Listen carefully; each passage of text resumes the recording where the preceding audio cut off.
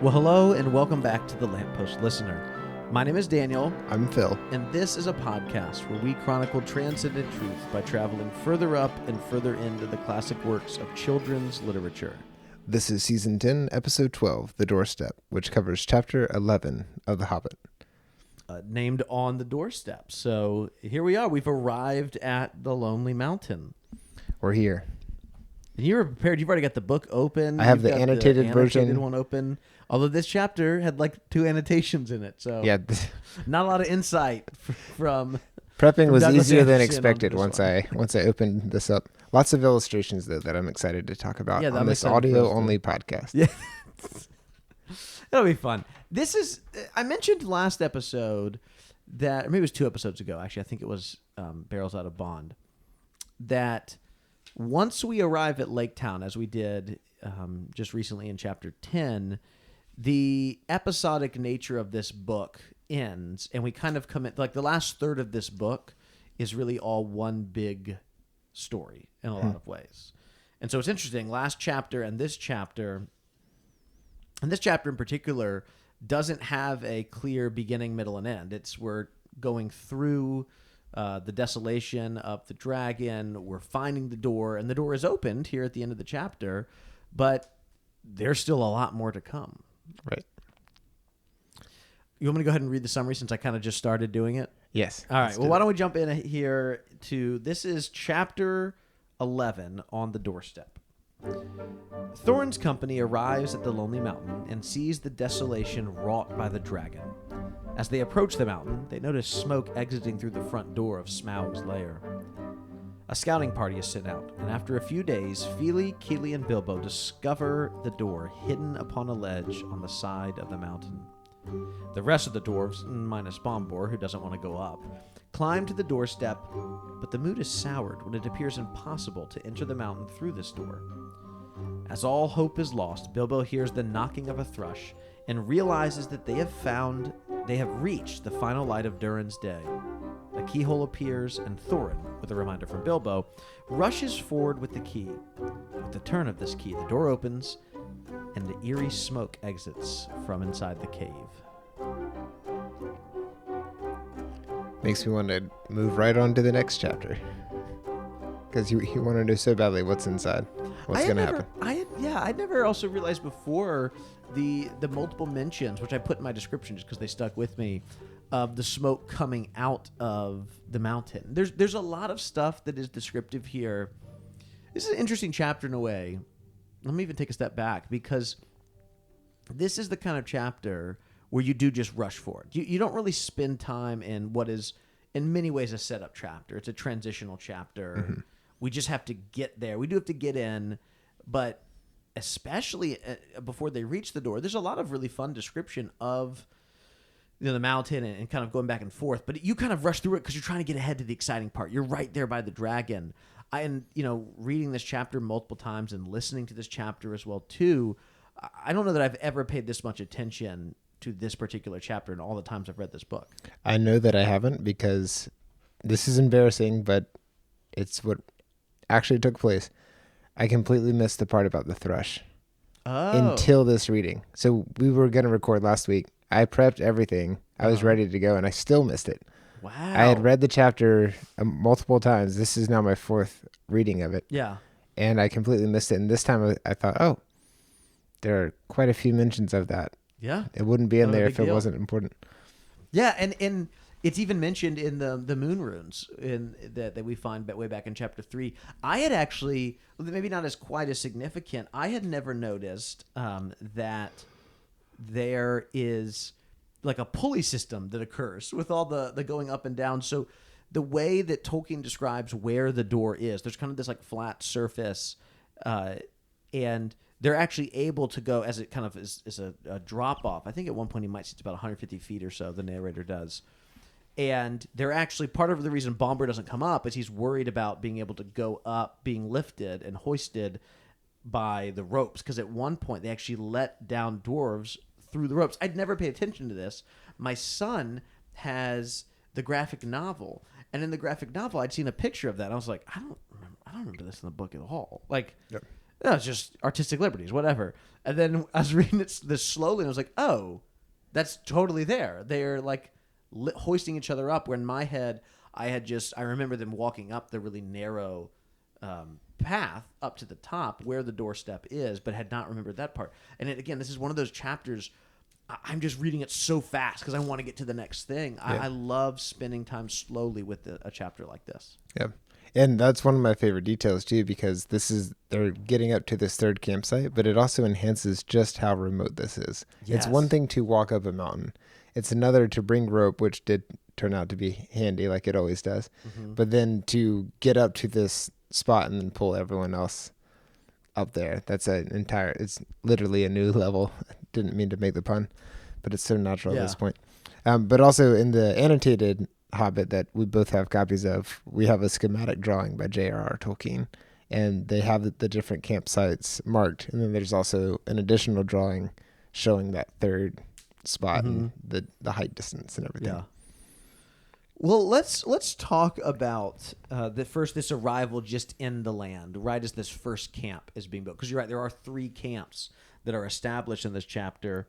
Bilbo and the dwarves, they reach kind of the slopes of the Lonely Mountain. They get out of the boats that they took across the long lake, and the men from Lake Town meet them there. They give them the ponies, and what we're told is they do not want to hang, and I mean the men, do not want to hang around at all.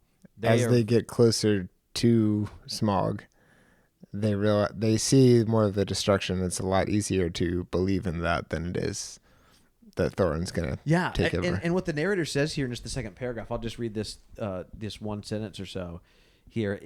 The narrator says, "It was easier to believe in the dragon and less easy to believe in Thorin in these wild parts.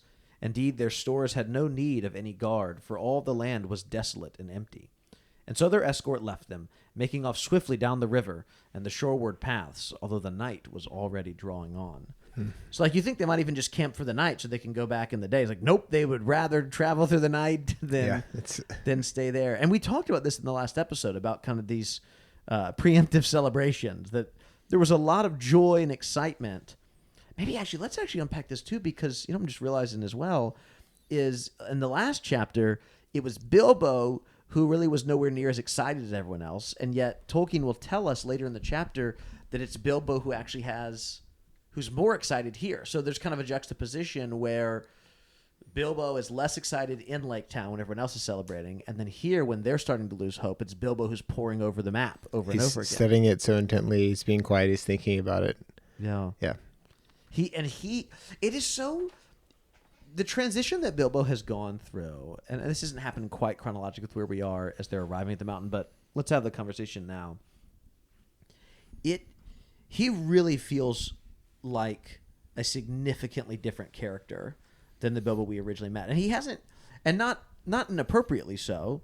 In fact, there's even that one point where we know that he's still thinking about his Hobbit hole. That's exactly what I was going to bring up, is there's still traces of it. He is not a 100% adventure loving Hobbit. He is still, but that Took side that we haven't even spoken much about has really taken over, and at this point he is the de facto leader of this company.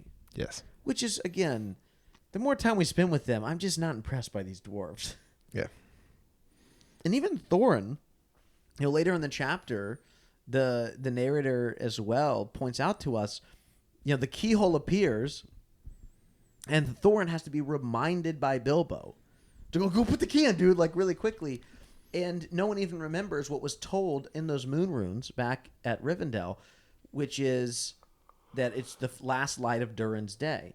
Well, Thorin even makes a comment about it almost being winter very soon. So they know when it is. Oh, yeah. Yeah. It's not like, they've just lost track of time. They have no idea. Like, they know when it is. They've actually just forgotten this. It reminds me of Jill, right? It reminds me of Jill Pole in the silver chair, and how much she was told to remember those signs, and they're right there, and they tell her what to do, and yet she just forgets them. Right. Or even when they're there, she almost misses them. Right. It's really easy to become... I mean, this is such a human thing. We talked about it, at length when we read through the silver chair.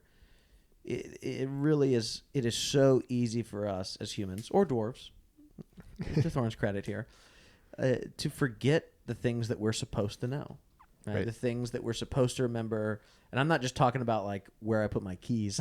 I'm talking about the things that are transcendent, the way we're supposed to act, what we're supposed to do. It's really easy for us to just forget and do this. Oh, I didn't, I was thinking recently about, or I was reading a book. It made me think about it. A book called Hunting Magic Eels by, I don't remember, Richard Beck, maybe. If that's wrong, I'll put it in the show notes to correct myself. And he was talking about the importance of like a daily examine and the way that's been handed down for generations upon generations of Christians. But one of the things he said about it, which I hadn't thought about in the times I've prayed a kind of a daily examine, is almost as a way of remembering what you forgot during the day. Like, which I've never really thought. I thought of it more as like I'm examining myself. I'm examining what happened during the day, but not what are the things that and maybe other people do pray that this way, and I just had never thought about it, that as I'm going through the day, I'm like, oh, if I had paused, I would have done this instead. And it's not like a, self-flagellation kind of thing where you sit there and you hate yourself because you did everything wrong. But it's a reminder of like, wow, my norm is just like what St. Paul says. My norm is to do the things I don't want to do. Yeah. Like and I think in some ways we're seeing that. We saw that with Jill, and we see that a little bit with Thorin here, that he just is. I mean, it's hilarious if it wasn't so scary that they've finally gotten to the place he's wanted to get to this whole time, and he's forgotten not only the day or what they're supposed to do with the day, but he also then forgets the key. Right. I've been praying a lot recently for God to remind me in the moment of the thing that I was like, could you not wait till the end of the day, please, God? Like that makes it harder for me. Because the desire's there. It's just really difficult. And I'm not even climbing up a mountain and, using pulleys and all of that, which I do think contributes to the factors here. They're at a higher altitude. You think that's what it is? But they're exhausted. They've been in barrels. Because they like being underground. Say it again. I said they're dwarves, so they like. It wasn't that funny. I don't want to repeat it. Keep going. Sorry. It's my kind of joke. When I read stuff like this, especially if it's stuff in the Bible, I'm pretty hard on the people I'm reading about. Where I'm like, come on, guys. This is the 5th time that the Lord has saved you, or the 5th time that you've forgotten to do this thing, or in Narnia. Like, why wouldn't you just remember what Aslan said? He literally gave you 3 things. But I also, if I do slow down and think about it, it's very convicting because this kind of stuff happens all the time to me. Yeah. Well, we kind of got ahead of ourselves a little bit here. So why don't we go back to the arrival at the mountain and talk about what happens next. One more thing that bothers me. I at the very end of the first page or so here in the chapter, we're told they were come to the desolation of the dragon. And I got to say, it's the only thing I have to say about the movies in this episode. The second movie should have been called The Desolation of the Dragon. That's a way better title than The Desolation of Smaug. Don't you think so? Like The Hobbit, The Desolation of the Dragon. Like that, or just Desolation of the Dragon. Like, doesn't that sound cooler? Yeah. Well, I don't know if it's cooler. The alliteration is a little nicer. Who's in general, too, I really don't like a subtitle to a movie with weird character names or things that you're like, what is that? Some dwarves still know how to do business. There's the whole movie right there. I don't like. I like this is a good example. Okay, I like a movie titled "Fantastic Beasts and Where to Find Them." I think that's fun. Like that doesn't necessarily mean Harry Potter or magic. That's fun. It could mean a lot of things. I do not like The Crimes of Grindelwald or The Secrets of Dumbledore. Like both of them. Like that's too almost like too specific for a movie title. You know what my pet peeve is? Yeah. When someone will give 2 titles to their book, and the only one that is kind of okay is the There and Back Again. Okay. Or Prince Caspian: The Return to Narnia. Yeah. No. What are you thinking of, for example? I see a lot of names right now. A lot of literary papers, like literary critique essays and stuff, or someone's writing a research paper and they give it 2 titles, just pick a title. Oh, every single paper I turned in, not like short ones. Every paper that was like an actual paper formal paper I was writing that you turned in digitally. Yeah, they were all digital in grad school. Not in undergrad. In undergrad, I would say. Well, that was the early 2000s. I remember senior year of undergrad, we moved to Google Drive, and it was like, we don't have to print anything. Because we definitely printed everything freshman, sophomore, junior year at least in my department, because I always had print credits. Like I had to make sure my wonderful parents who were, taking care of me in college are like, I'm like, Mom and Dad, can you guys add more print credits to my account RAM card so I can print my papers off. We didn't do that. But no, in grad school, every formal essay I wrote, always a colon, title, and then second thing. You hate that. Yeah. I'm gonna pull one up. No, it's when someone has an or, when they give it a title or, and then they say the rest of it. I don't mind a colon. Cool. I'm like so into that. I think that's the coolest thing ever. What's one that's bothering you though? Tell me which one bothers you. That I'm not gonna name names here. Just none of these authors are listening to us. Literally Frankenstein or the modern Prometheus. That's incredible. Dr. Strangelove or How I Learned to Stop Worrying. And well, that's not a book, but yeah. Oh, is it a book? Is it based on a book? I mean, I know it's a Kubrick movie, but Moby Dick or The Whale. I think that's a great one too. I like that one. That one's really annoying. Wait. Let's go back for a second. I am. Hold on. Vamp like pick something off my bookshelf real quick. Oh, I love this part. Oh, he doesn't even have a microphone. I can say whatever I want. You have a lot of Louise Penny books. My wife's. Yeah. No one can hear you explaining why you have so many Louise Penny books. I think there are 19 of them. Well, I don't actually have all my copies because I'm reading it with our teachers who are in their 3rd year of faculty development with us. They're all reading Louise Penny? No, the book I'm about to mention. They're all reading The Abolition of Man. Oh, okay. The Abolition of Man, I believe, is. I don't have it in front of me. I have it on my Kindle. So give me a second. I'm pretty sure it's Reflections on Education, which I think is great. The Abolition of Man or Reflections on Education. That sounds. And I've never heard of that second one. You know why? Well, you put it on because the it already page. had a title. No, but you just put it on the title. Yeah. No. Here you go. The Abolition of Man or Reflections on Education with special reference to the teaching of English in the upper forms of schools. Look me in the eye and tell me that's not annoying. No, that's incredible. Oh my gosh, it's so annoying. That's way too many words. Oh, that sounds so formalized. Have you ever looked at the Kindle store from a Kindle? And you can see the full titles, plus they add a little bit extra. No, I haven't. It'll be like Cup of Joe, a spicy hockey romance filled with a gripping twist. I'm like, good, stop. Stop putting so many words in the title. I'm not familiar with this. Maybe I'll try to do it. I don't buy a lot of books off of the actual Kindle itself. I look for deals. That's smart. I like the $2 ones. All right, well, let's get back here. I want to talk about Mr. Baggins gazing at the map. All right, go back to it. Yeah, so he's much more excited than everyone else is. He's gazing at the map. He's pondering over the runes and the message of the moon letters that had been read.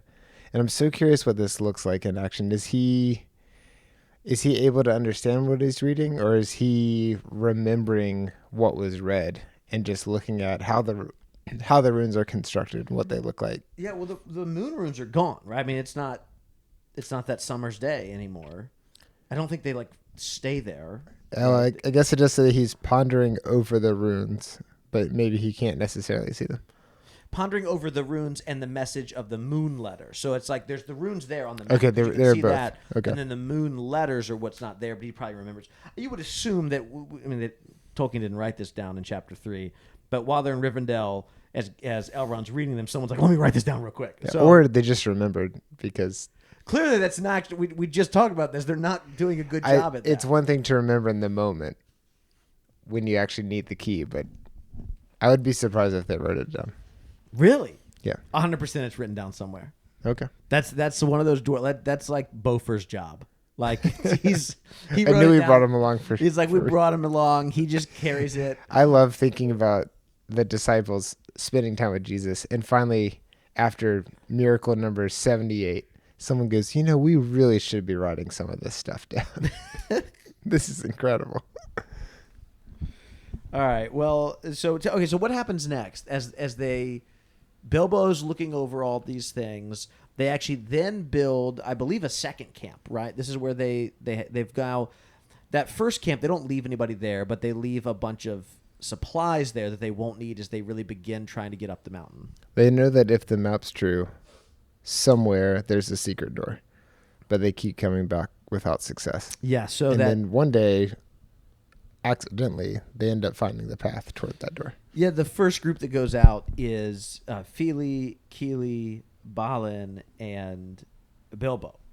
They all go out together. They look around. They even at one point see the ruins of Dale. Balin tells us a little bit more of his story about he was there, when that happened. And that's actually when they see, and there's a great illustration that Tolkien has, and maybe we can pause and talk about it there, where they actually see the smoke coming out of the mountain. And out of the mountain also is where the river running comes. So there's kind of like a mouth to the mountain. Mm-hmm. And it's actually carved itself. And Tolkien has that in his illustration. And out of that, the river running, obviously. And then there's actually smoke kind of billowing out of it. And Bilbo says, well, that means clearly that the dragon's there. And Balin says, I'm not so sure. I think kind of his malice was so bad that it would just still be filled with his foul reek, even if he wasn't there. Yeah. And he doesn't doubt it, but he just is saying it's not proven by the smoke. Well, tell me about this illustration that Tolkien did, and maybe I'll put it in the show's notes. Although I think it's in all the no, maybe not in the mass market paperbacks. Are you talking about the zoomed in version? This one? Oh, okay. Different one. I do think that one is in more books.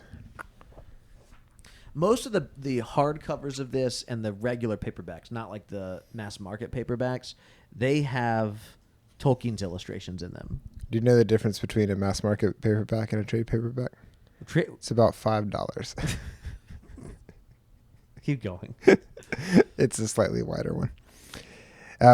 We're talking about The Front Gate by J.R.R. Tolkien. Yes. And if you want to make sure you're looking at the same one, it's the one that says The Front Gate in Tolkien's handwriting at the bottom. Lots of lines, almost kind of a contour. It looks like a contour map a little bit. Yeah, contour map. What do you make of this gate that's here? If you look there close enough, you really can see there's kind of an arch over it. Yeah, it looks like it's been constructed out of stone, and that it's not. It's pretty easy to spot from a distance. It's not. Mm-hmm. It's not very well hidden. Have you been to a solitary mountain like this before? Not one that's sticking up this high without stuff around it.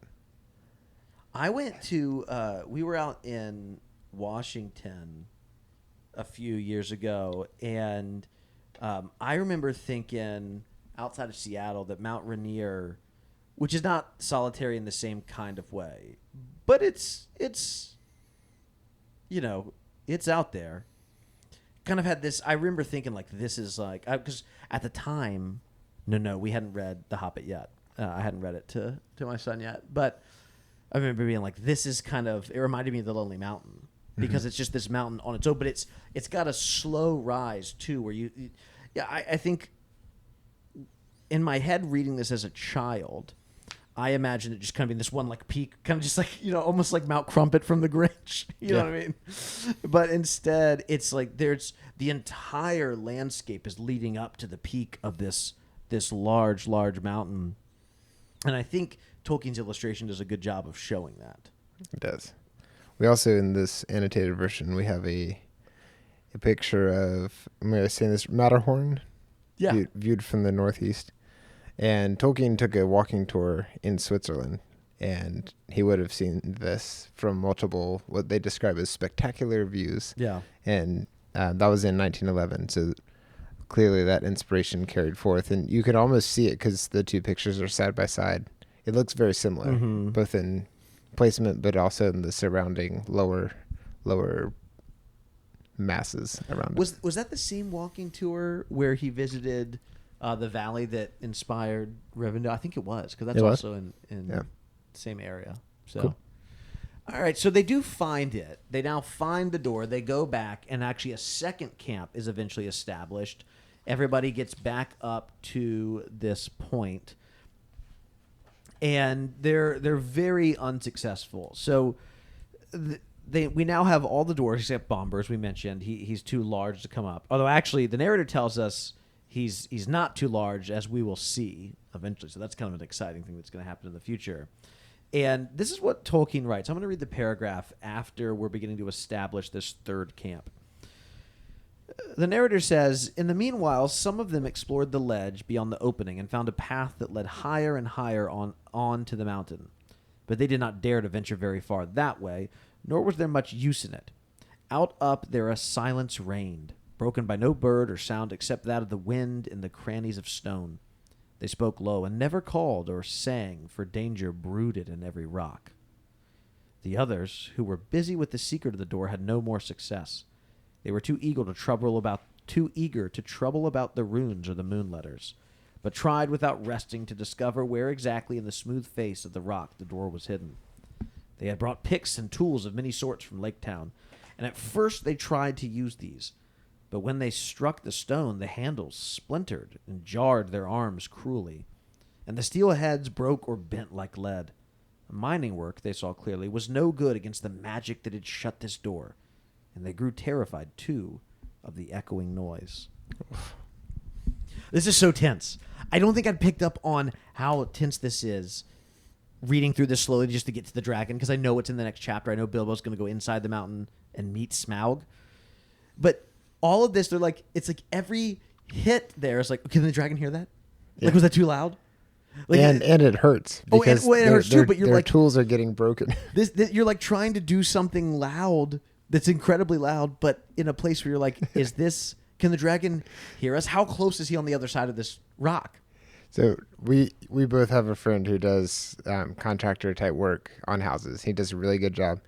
And he was working on our shower during nap time. My son has a sound machine, but he's working and he's drilling and he's going, and it gets really, really loud. And my son starts stirring.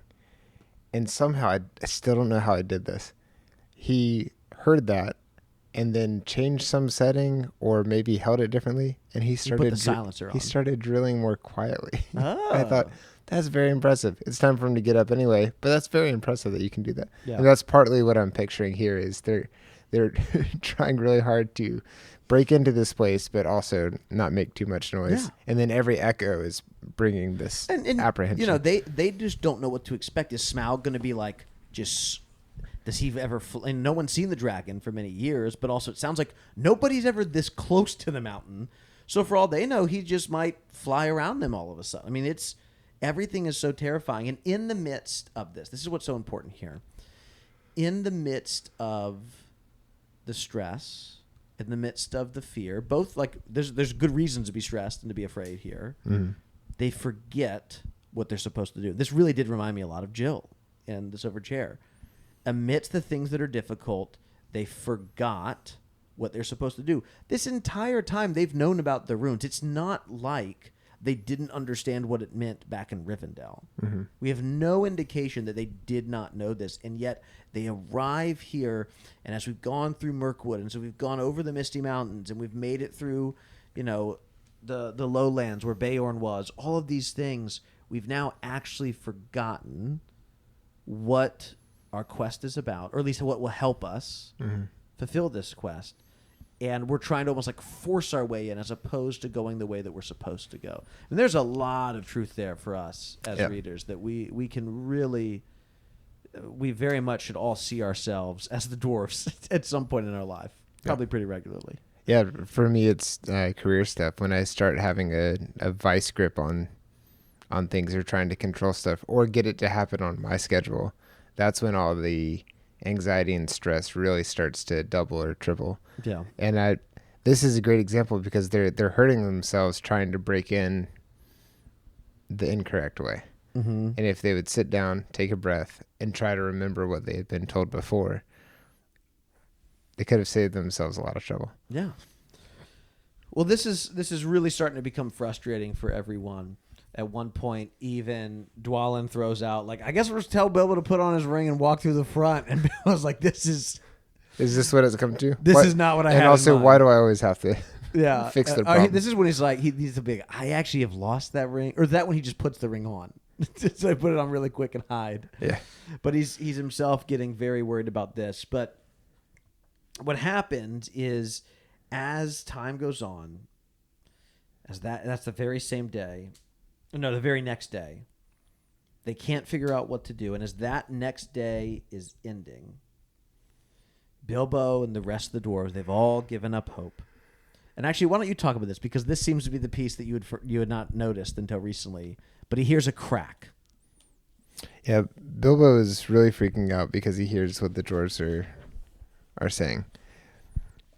And he's hoping that he refers to Gandalf as the wizard. Perhaps the wizard will suddenly come back today. Yeah. Just a few minutes later, we hear crack, and it's a thrush that has caught a snail and was knocking it against the stone. Mm-hmm. Which is the thing that thrushes do. Yeah, they're cracking it about that in the history of the Hobbit. I didn't know that's a thing that I don't know enough about birds. I thought maybe that was a fun like Tolkien thing. It's like, nope, that's actually a thing that a lot of thrushes do. They crack snails. Do they drop them? I don't know. I didn't read enough. Yeah. Wow. Escargot is one thing, but and then Bilbo is watching this, and he suddenly understands. Bilbo remembers. Yeah, it all comes rushing back, and then he hails the dwarves and he shouts at them, and then they start scrambling too, and then everybody falls silent, and then the sun sinks lower and lower, and it ends up illuminating this keyhole at exactly the right moment. And they all just stare at it. They still don't do anything. No one knows what to do. And then finally someone remembers to get the key, and Thorin has it around his neck. He runs forward. He turns the key, and it opens. And here's what the very last paragraph says. Now they all pushed together, and slowly a part of the rock wall gave way. Long, straight cracks appeared and widened. A door 5 feet high and 3 broad was outlined, and slowly, without a sound, swung inwards. It seemed as if darkness flowed out like a vapor from the hole in the mountainside, and deep darkness in which nothing could be seen lay before their eyes, a yawning mouth leading in and down. Darkness flowing out like a vapor from the hole in the mountainside is a pretty intense way to describe that. On top of that, the illustrations that are in the annotated version, and I know we're drawing on it a lot, but they're really cool for this chapter in particular. You keep talking. I'm going to grab mine. Mine's in the other room real quick.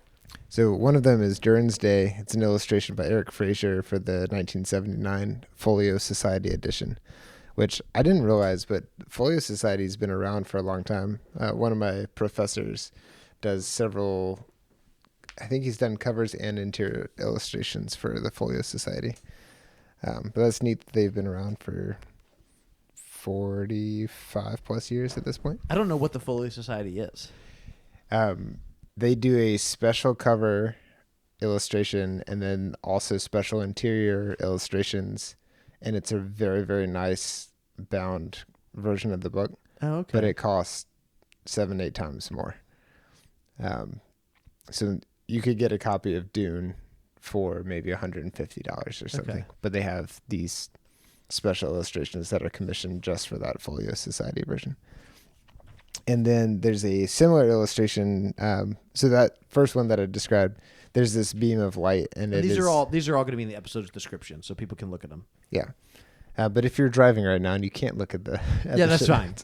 There's a beam of light, and it is ending in this spark. But these illustrations are in black and white, and they almost look like woodcut type things or etchings. Yeah, a little bit.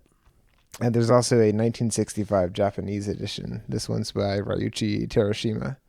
And it also has this beam of light going through two very different styles of this same moment.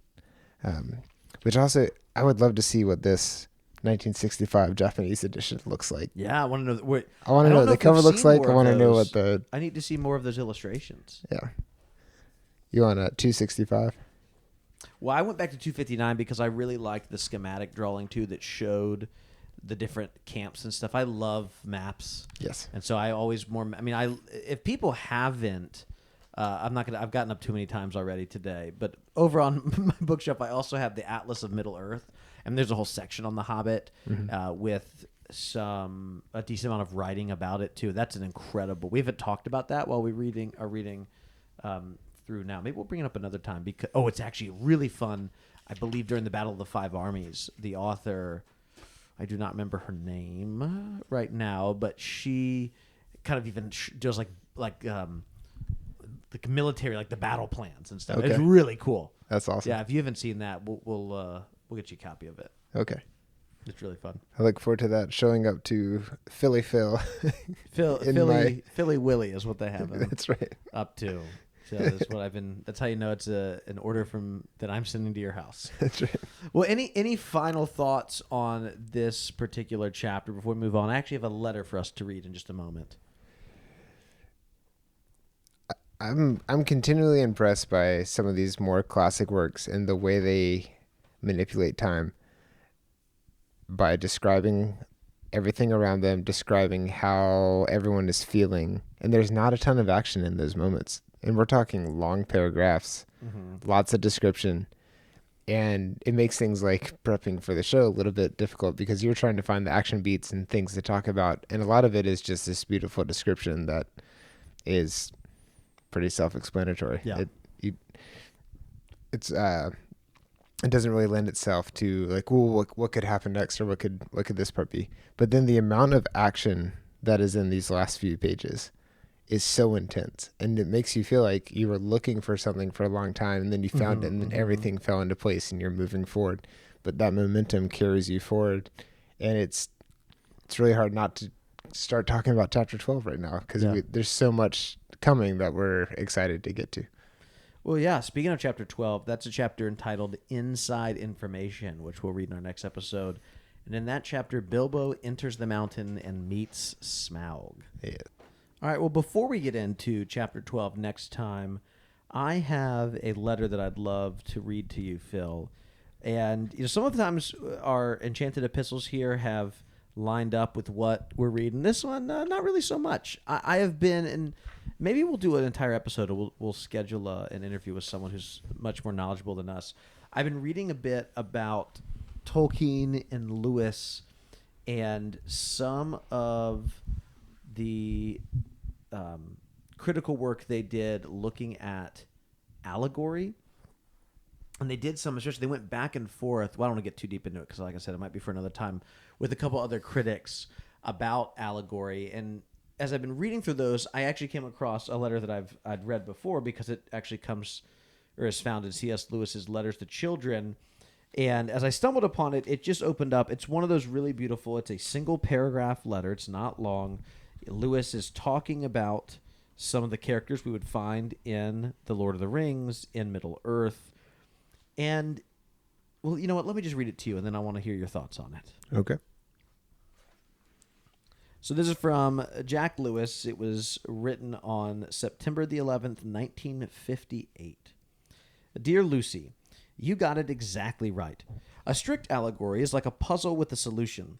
A great romance is like a flower whose smell reminds you of something you can't quite place. I think this something is the whole quality of life as we actually experience it. You can have a realistic story in which all the things and people are exactly like those we meet in real life, but the quality, the feel or texture or smell is not. In a great romance, it is just the opposite. I've never met orcs or ents or elves, but the feel of it, the sense of a huge past, of lowering danger, of heroic tasks achieved by the mostly apparently unheroic people, of distance, vastness, strangeness, homeliness, all blended together. It's so exactly what living feels like to me. Particularly the heartbreaking quality in the most beautiful places, like Lothlorien. And it is so like the real history of the world. Then, as now, there was a growing darkness, and great deeds were done that were not wholly in vain. There's neither optimism like this is the last war and after all will be lovely forever, nor pessimism. This is the last war and all civilization will end, you notice. No, the darkness comes again and again and is never wholly triumphant nor wholly defeated. Yours truly, C.S. Lewis. Pretty powerful paragraph right there. He wrote that to a kid.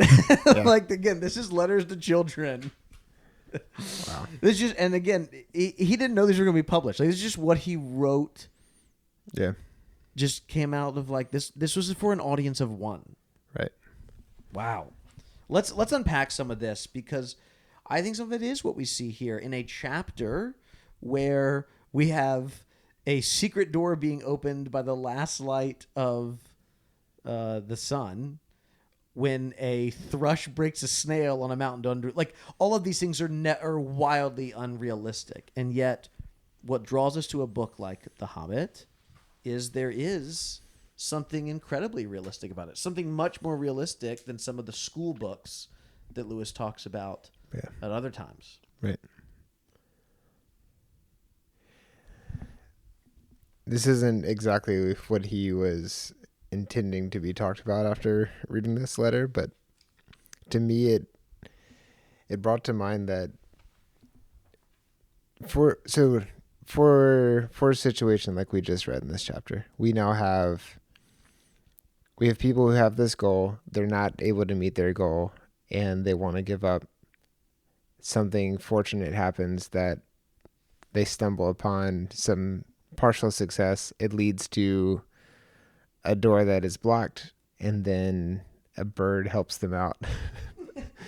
And then they end up they open this doorway and they get to go through. I do think that some of this stuff has been enhanced for us because we have special effects and artists who put all this time into making something. And so it's very easy for me to picture what an orc might look like because I've seen examples now. And I thought, how fortunate that we get to see that. But then I also thought, how unfortunate. Yeah, I was going to say, I think it's the opposite in some ways. Because I think what I would have imagined would have been way better. It's similar to if you read a book that hasn't been turned into a movie, you're picturing one thing.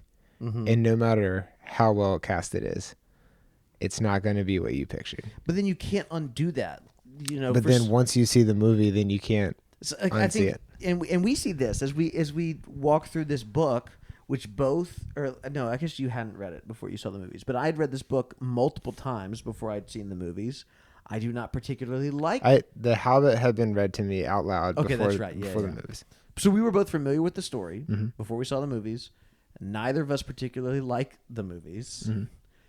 Or if one of us does, they'll never say it because the other person's opinion is so strong. Sure, that's true. And we have a front to. And yet, I keep like Bilbo Baggins looks like Martin Freeman when I read the book. He didn't used to. Like, I remember when he looked. He was a lot shorter and fatter. Maybe more like the cartoon Hobbit. But I can't unsee that, and so in some ways. Now, I mean, it was not like I was ever going to not see these movies, but it's more like I kind of wish I could just picture them on my own and not have that in my head. But because I've now seen this depiction of it, it's really hard for me because we live in a world, we don't have to get all Neil Postman here, but because we live in such a visual-based world, my brain is better at forming images once I've actually seen them visually. It's much harder for me to form an image based on just a text I read. So even if I've read The Hobbit multiple times, and I depict Bilbo in my imagination, right? Once I actually see him depicted, and I've now seen it visually, my eyes have seen it. That is going to almost in many ways overwrite my own imagination formed just through text. Right. This is extreme. Which I think is a bad thing. I'm not planning on doing this, but I thought, is there a way that I could raise my son where he doesn't have these incredible artist created visual effects that would replace those things? Could he be raised on just having the text and then imagining the stuff? But the piece that's missing for me is, what if you've never seen what chainmail looks like? Chainmail, the stuff he wears armor, not the chain letters. Is there another thing that chainmail could be? Chain letters. Oh. I knew where you were going. I'm preempting the pun. So Yes, this is what a classical education is for. I think I'd love to talk to you more about admissions. Yeah. Keep going. 50% of me is sold. It wouldn't be that hard. we just need a lot more Patreon supporters. That is true. That is true. I think we need tools. We need elements. We need to know what a suit of armor looks like. Sure. But I think that we can do that without movies. But I will say, having some stuff does fuel imagination more for me. Now, I wish there was a way to do it without, like, now I also picture Martin Freeman as Bilbo. I was going through some DVDs at Goodwill, just flipping through them, and I saw Stuart Little. I did not realize that Hugh Laurie was the dad. Yeah. In that, Michael J. Fox in is that Stuart movie. Little. Why do we know this? Why do I know I don't know this? why you know that. I didn't know that. I don't know. I'm sure I've seen the movie. I mean, I love the book. Yeah. I love E.B. White, and I mean, obviously, I love Trumpet of the Swan and Charlotte's Web too. I don't know why I've seen that movie multiple times. Really? Yep. Don't know why. With your son? No. I haven't seen yourself. it since the year it would have come out. Okay. I probably saw it in theaters and then rented it at Blockbuster. Yeah. But I love Stuart Little, and I was imitating my parents and pretending that I was upset that I wasn't pretending. I was upset that it wasn't exactly like the book, but also they're going to make choices like that.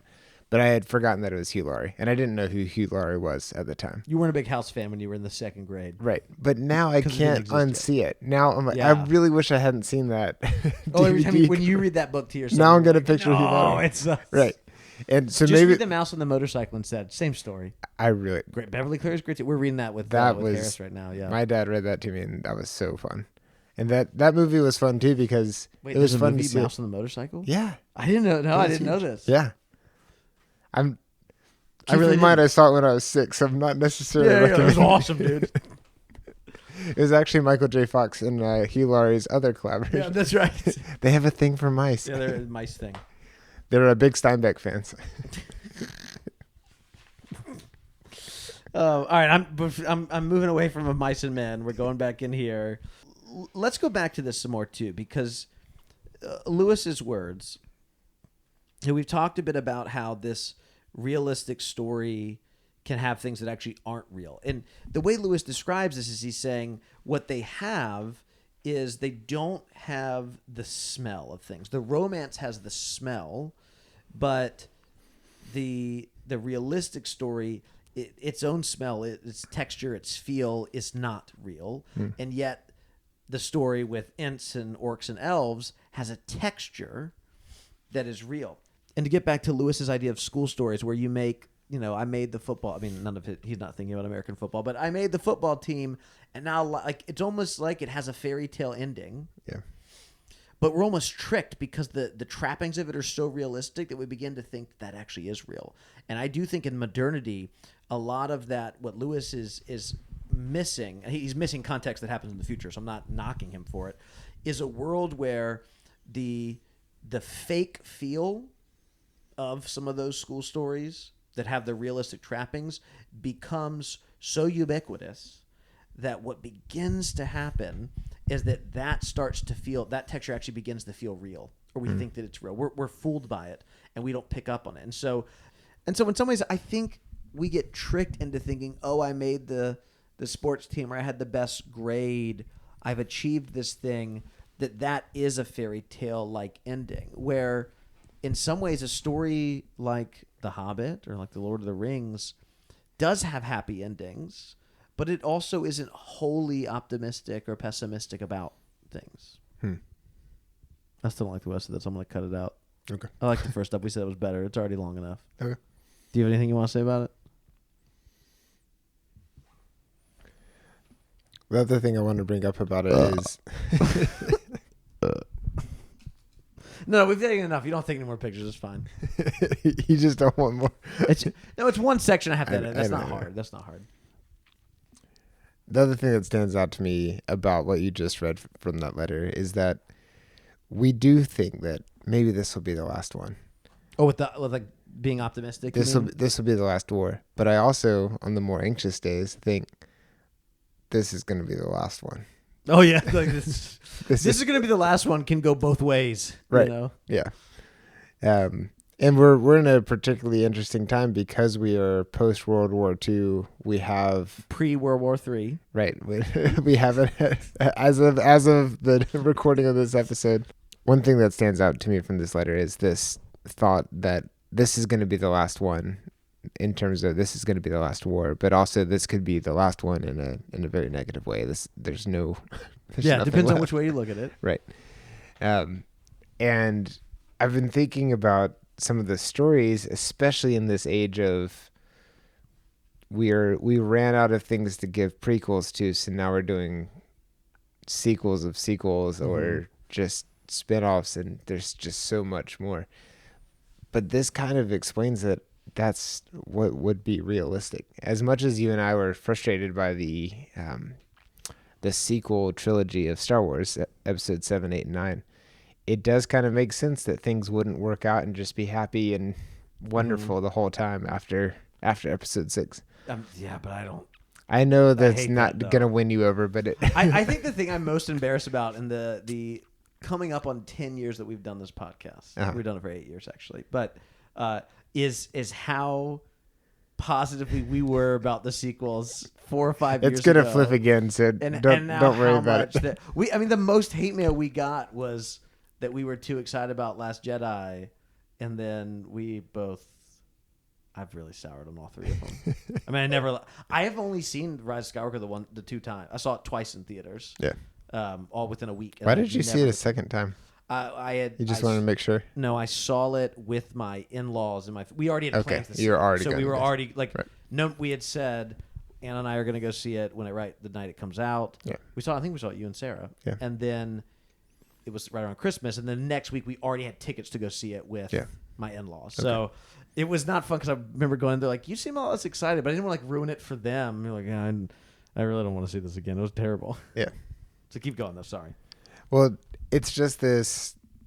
It's never actually over. And someone described this when they forget which. Oh, it was Dune. They went in to see Dune, which they didn't know, but it was part 1. Or no, this one was part 2. They saw Dune part 2, and they didn't know anything about it going in. Mm-hmm. And as the movie ends, he goes, and then I remembered that nothing actually ends. So of course they're setting up for a 3rd one. And that is frustrating at times because we would prefer there to be an ending in our fiction. But it actually is more realistic too. That's not the case. Mm-hmm. And I've also seen this just because we've lived through several eras in politics. It kind of seems like this is how things are going to be from now on, but then it flips. And because of the cycle of election, it flips every 2 years, every 4 years, every 8 years, depending. All right, so this has been a lot of fun. Listeners don't know it. We just skipped over. We got off track. We talked about the sequel trilogy for 15 more minutes, and I'm not putting it all in here. If you want to listen to it, maybe we'll put it in the dancing lawn. But so if it feels like an odd transition here, that's because we can't sometimes stop talking about Star Wars. So Phil, why don't you wrap us up and tell us about say our thank yous. That's what I want to say. I'm still thinking about Star Wars. This episode 2 minutes of me reading this 2 minutes of me reading the end credits is the last 2 minutes I have before Daniel starts talking my ear off about obscure Star Wars things again. None of that was obscure. I got on my soapbox for a minute, and so did you. You were excited too. Talking about the different types of Darth Maul slippers that you bought was a little weird, but stop that. This episode is made possible by our patrons over at patreon.com. If you'd like to support the show, you too can then listen to a bonus episode each month along with other rewards. Special thanks goes to John Marr, Emily Wakefield, Ryan Smith, Andrew Trophy, Becca Brown, Christiana Line, and Ian Wooten for supporting us at our top tiers. Listener feedback can be sent to hello@lamppostlistener.com. Voicemails can be left at, Daniel, do you remember the number? 646-666. Oh, sorry. Oh dear. Oh, I don't know, what is it? 406-646-6733. You can find all of our previous episodes. We gotta stop doing that because people are gonna hear, but now they're not gonna know what the number is. In worst case scenario, they call someone. We else. just got a voicemail. I gotta go. I haven't listened to it yet, but I know we got one this week. So. I wonder if there's someone who gets voicemails from us because it's one digit off or it's two numbers flipped. It's just someone in Seattle. Well, it could be someone like picks up the phone. Hello, and you're like, I didn't know they were gonna answer. It's like, if you've ever been afraid to leave us a voicemail because you're afraid Phil or I will answer, we do not. We just go straight to the voicemail. You don't have to be. I've done that when I called into a podcast a few times when I was younger, and I was always worried. Like, well, you probably got their cassette machine. Is it just some dude's phone? Like, I don't want to talk to them. I'm nervous. Your dad didn't force you to order pizzas every Tuesday. We never had pizza delivered ever. The entire. We didn't have it delivered. We went and picked it up. What were you calling for then? What, did you grow up in the suburbs? Yeah, we always went to Little Caesars so you just could walk in. It's so gross. That's why you're having health problems. I still, this once a year, at least once a year, I'm like, man, I want some Little Caesars, and it's just nostalgia. And then we get it, and I feel terrible. Yeah. And I'm like, and that's why you get a year in between. And I have to forget and then get excited. We had Little Caesars every Friday for movie night. Like, that was our thing. We would go to Blockbuster Movie Gallery, and we'd get Little Caesars. And so I do have nostalgia for it, but my body does not. You've outgrown it. Hey, all right, you can. Now they're never going to sponsor the show. Yeah. Oh, yeah, wait till we get to our sponsor section. You can find our previous episodes, links, and book information at lampostlistener.com/Little Caesars. Oh, the lights are turning out. Better wrap this up. A review on Apple Podcasts will help listeners find the show and join our read-through. Thank you for coming along on this journey, and we will be back soon.